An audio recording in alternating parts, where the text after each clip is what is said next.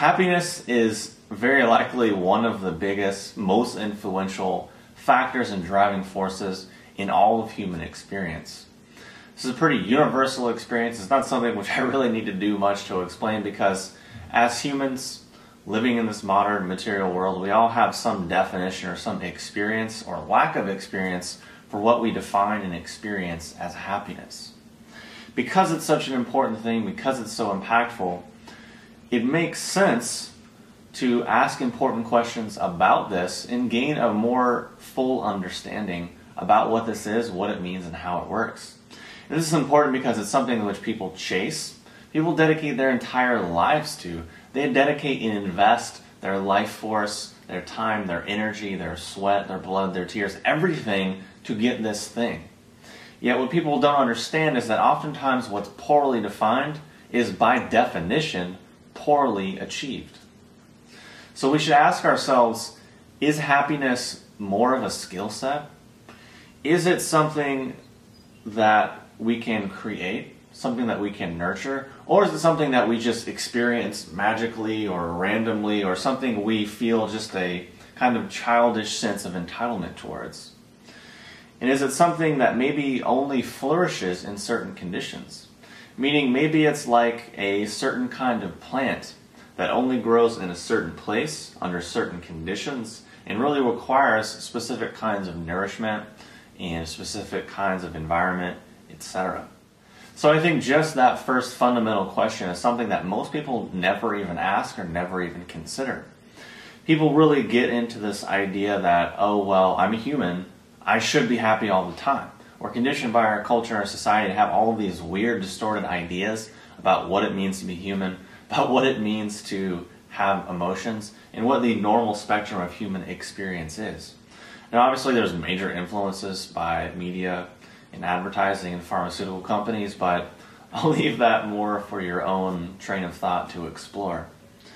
So, because of this conditioning, people really get into this idea that, oh no, I'm not happy. Something's wrong with me. Or maybe I should be happier. Maybe this should be making me happier than it is right now. Maybe, I just got this thing, but how I feel is inadequate. Maybe something's wrong with me. And of course, it's a very common experience which a lot of people have. And if you're wondering, how is that common? I'm happy. I don't ever think that. I don't ever feel that. Just look at how many millions of people are on some sort of psychiatric drug. And look at how many children are on psychiatric drugs, how many young adults, how many adults, and how many elderly people across the whole spectrum of the population. How many of these people are on these drugs all the time, and how many more people are getting on them all the time? On the flip side, how many people are consuming recreational drugs for the same underlying thing? So what happens is people get into this mindset and they often skip the step of self-inquiry. Meaning they skip the whole revolutionary idea of saying, why? Why do I feel this way? If I'm legitimately feeling depressed or sad or constrained or angry or frustrated, why? And then maybe taking a little bit of time to observe our actions, observe our beliefs, our thoughts, our words, and see how that makes us feel in the moment that we say them. See how it influences the way our situation unfolds, and then see if there's a connection between those two things. But no, that takes time, that takes energy, that takes work. We want it now. We want it easy, fast, quick, simple. We want the most updated version of it. So we don't have time for these sorts of things, which is why people, instead of asking these questions and actually taking the time to value themselves, invest in themselves, just feed at the buffet, feed at the trough of collective mainstream culture. Because the whole system is set up to say, oh yeah, you feel that way? Yeah, definitely. You're a mechanical being. You're broken. But here's the pill. Here's the thing to fix you. Or, maybe if you just take these pills and work a little bit harder, maybe you're a manager at this position, but if you just get that managerial position, the next step up, then maybe you'll be happy, and then maybe people will love you. Then you can finally accept yourself. Then you can finally experience what you've been trying to experience all along. Which, of course, are all lies. So which leads us to our next kind of misstep for happiness, in that our society and our culture conditions us to defer happiness. Meaning, it trains the mindset of, when I get X, then I'll be happy. When I get that bigger house, when I get that better car, the better significant other, the better clothes, or better grades, or whatever it is, then I'll be happy. And that makes us say, you know what? I can't be happy right now because I really need to be stressed. You know, I really need to be uptight. I really need to be serious about this and really get things done. And that really just conditions us to think that if we're stressed and if we're uptight, it means we're working hard, it means we're diligent, dedicated, and we're actually getting things done. When in reality, all we're doing is getting in our own way and really hindering and undermining our own functioning.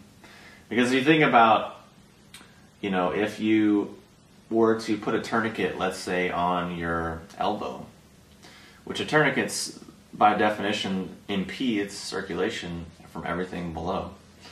So obviously what is below that, meaning your arm and your hand, is going to be robbed of nourishment, and then its function will be undermined, its function will be hindered, and eventually it's going to die and decay because it's been robbed of nourishment.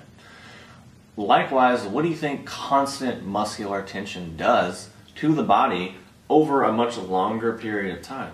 Meaning if we're always all uptight, what is that doing to our circulation of blood, lymph, hormones? What is it doing to the flow of our nervous system? How is that training our fascia? How is that, you know, training and shaping our tissue matrix? It's doing it in a very constrained, constricted, uptight, rigid, very ineffective sort of way, which is really kind of good, because the worse you feel, the more you want to participate in that sort of negative cycle. Or, oh, well, I'm really stressed, but I don't have time to relax right now because I need more stress just to keep myself going, because I'm so numb, because I'm so stressed out all the time that I need this constant stimulus all the time. And that's basically just putting yourself on the hamster wheel and just running faster and faster and faster. So getting back to the point, people have this idea, oh, I can't be happy right now, I'll be happy when I get this thing. So they say, well, I'll be really stressed out because I need to work hard and be dedicated. And then if I'm just stressed out long enough, if I just put my nose to the ground, if I just put my elbow to the wheel and just push hard enough, then eventually one day I'll deserve to be happy and finally get what I want. And if that metaphor and terminology doesn't make sense, what is retirement? Go to a job, go to an office, and listen to people complain about their jobs and look so forward to their vacations, look so forward to their retirement. Many people on the day they start working set timers and set guidelines and goals for the day they're going to retire. Which is basically what they're saying is, I hate my current life so much that I have to remove all of my attention from that and only look forward to these little blips on the map. Which is basically getting people to trade their lives, their literal life force, their time, their energy, for material things, for status, but failing to realize that all of those things are transient and temporary. We're failing to realize that we're all going to die at some point, and we can't take any of those things with us. So no matter how much we invest our identity in that, it's all going to ultimately decay in the end, by default. There's really nothing we can do about that. And the whole idea of deferred happiness is totally a lie, because if we spend 50 years being stressed and being uptight and being rigid, we're training ourselves to be that way. So that when we actually get to that point where we can be happy, we don't know how. We have no ability, we have no space, we have no skill set, because all we've done is condition ourselves for stress, for tension, for anxiety, for gotta get this thing done, gotta get this thing done, gotta get this thing done. We trained ourselves to wake up in the morning and think about, okay, what can I get done today? What do I gotta get done today? And that's all we know. And that's not magic, that's not anything weird or esoteric. That is purely conditioning. That's how the mind works. That's how the body works. So if that's all we're conditioning ourselves for, then obviously we have no capacity or skill set for anything else. It's just kind of a really obvious thing, which we just miss. We don't see it.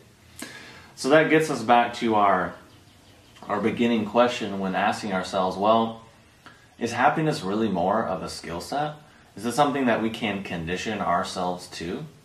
Is it something that we just feel like we deserve? I have this job, I am this person, I live in this country, I have this status, I should be happy. I deserve happiness. And then we don't experience it because we have really no skill set to do so. And then we think, oh, something's wrong. I need to go get some pills from the doctor because he is going to fix me. Which we can look at, why there's a lot of people that have a ton of money, material wealth and status and everything that they want to live a comfortable life and really never have to worry about anything, but they're completely miserable. On the flip side, people who have no material anything whatsoever are really happy. On the flip side of that, people who have no material whatever are really unhappy. On the flip side of that, people who have all the material wealth and status are also happy. So we can see from all these examples, it's not really contingent upon the external thing, it's contingent upon that person and what they're conditioning themselves to think, to perceive, and how they're really looking at the world. So because happiness is such an important experience and something which we all want, we just kind of need to get to the point of taking responsibility for that and saying, well, what is my skill set? What is my capacity? Where am I investing my time and energy? What am I putting out versus what is coming back? And starting to actually pay attention to the connection between those two things. And implicit in that is actually taking responsibility for a lot of things. And understanding at a deep level how the mind actually influences how our cells respond. How the mind really influences what we perceive and experience from the, quote, external world. So these are all very important things to look at. Very important things to explore, especially given in our modern world and all of the conditioning and culture that is just being force-fed in us all the time. Because unless we take the time to ask ourselves these questions and to actually look in the mirror and take responsibilities for these things, that's just creating a massive opening for collective BS to just flow in. Because that's exactly what it's designed to do, is give you 24/7 distractions from your own self, from your own psyche.